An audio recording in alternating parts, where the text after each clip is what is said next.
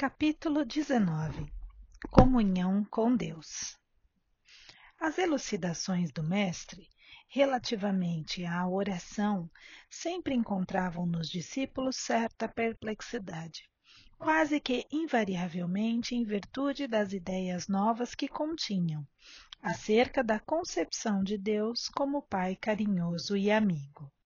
Aquela necessidade de comunhão com o seu amor, que Jesus não se cansava de salientar, lhes aparecia como problema obscuro que o homem do mundo não conseguiria realizar.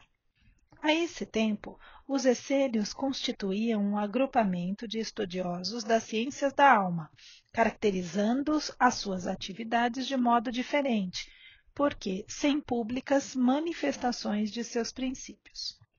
Desejoso de satisfazer a curiosidade própria, João procurou conhecer-lhes de perto os pontos de vista em matéria das relações da comunidade com Deus, e certo dia procurou o Senhor de modo a ouvi-lo mais amplamente sobre as dúvidas que lhe atormentavam o coração. Mestre, disse ele solícito, tenho desejado sinceramente compreender os meus deveres atinentes à oração, mas sinto que minha alma está tomada de certas hesitações. Anseio por esta comunhão perene com o Pai. Todavia, as ideias mais antagônicas se opõem aos meus desejos. Ainda agora, manifestando meu pensamento acerca de minhas necessidades espirituais, a um amigo que se instrui com os essênios, asseverou-me ele que necessito compreender que toda a edificação espiritual se deve processar num plano oculto. Mas suas observações me confundiram ainda mais. Como poderei entender isso? Devo então ocultar o que haja de mais santo em meu coração? O Messias, arrancado de suas meditações, respondeu com brandura. João, todas as dúvidas que te assaltam se verificam pelo motivo de não haveres compreendido até agora que cada criatura tem um santuário no próprio espírito, em que a sabedoria e o amor de Deus se manifestam, por intermédio das vozes da consciência. Os essênios levam muito longe a teoria do labor oculto, pois, antes de tudo, precisamos considerar que a verdade e o bem devem ser patrimônio de toda a humanidade em comum. No entanto, o que é indispensável é saber dar a cada criatura de acordo com as suas necessidades próprias. Nesse ponto, estão muito certos quanto ao zelo que os caracteriza, porque os ungüentos reservados a um ferido não se ofertam ao faminto que precisa de pão. Também eu tenho afirmado que não poderei ensinar tudo o que desejar aos meus discípulos, sendo compelido a reservar outras lições do Evangelho do Reino para o futuro, quando a magnanimidade divina permitir que a voz do Consolador se faça ouvir entre os homens sequiosos de conhecimento. Não tens observado o número de vezes em que necessito recorrer a parábolas para que a revelação não ofusque o entendimento geral? No que se refere à comunhão de nossas almas com Deus, não me esqueci de recomendar que cada espírito ore no segredo do seu íntimo, no silêncio de suas esperanças e aspirações mais sagradas. É que cada criatura deve estabelecer o seu próprio caminho para mais alto, erguendo em si mesma o santuário divino da fé e da confiança, onde interprete sempre a vontade de Deus com respeito ao seu destino. A comunhão da criatura com o Criador é, portanto, o imperativo da existência, e a prece é o luminoso caminho entre o coração humano e o Pai de infinita bondade. O apóstolo escutou as observações do mestre, parecendo meditar austeramente. Entretanto, obtemperou. Mas a oração deve ser louvor ou súplica? Ao que Jesus respondeu com bondade. Por prece, devemos interpretar todo o ato de relação entre o homem e Deus. Devido a isso mesmo, como expressão de agradecimento ou de rogativa, a oração é sempre um esforço da criatura em face da providência divina. Os que apenas suplicam podem ser ignorantes, os que louvam podem ser somente preguiçosos. Todo aquele, porém, que trabalha pelo bem, com as suas mãos e com o seu pensamento, esse é o filho que aprendeu a orar, na exaltação ou na rogativa, porque em todas as circunstâncias será fiel a Deus, consciente de que a vontade do Pai é mais justa e sábia do que a sua própria. E como ser leal a Deus na oração? Interrogou o apóstolo, evidenciando as suas dificuldades intelectuais. A prece já não representa em si mesma um sinal de confiança?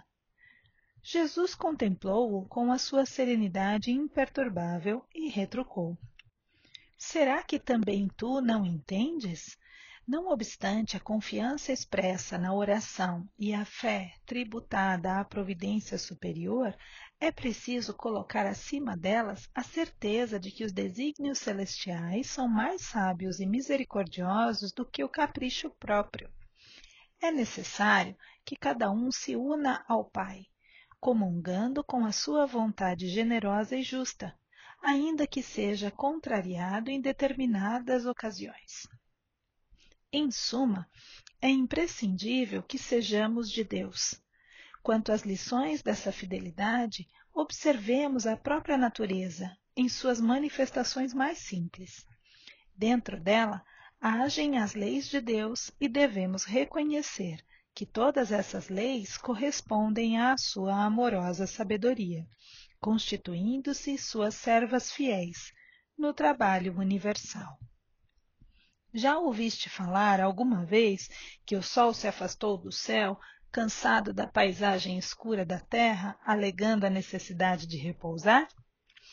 A pretexto de indispensável repouso, teriam as águas privado o globo de seus benefícios em certos anos? Por desagradável que seja em suas características, a tempestade jamais deixou de limpar as atmosferas. Apesar das lamentações dos que não suportam a umidade, a chuva não deixa de fecundar a terra. João, é preciso aprender com as leis da natureza a fidelidade a Deus. Quem as acompanha no mundo, planta e colhe com abundância. Observar a lealdade para com o Pai é semear e atingir as mais formosas searas da alma do infinito.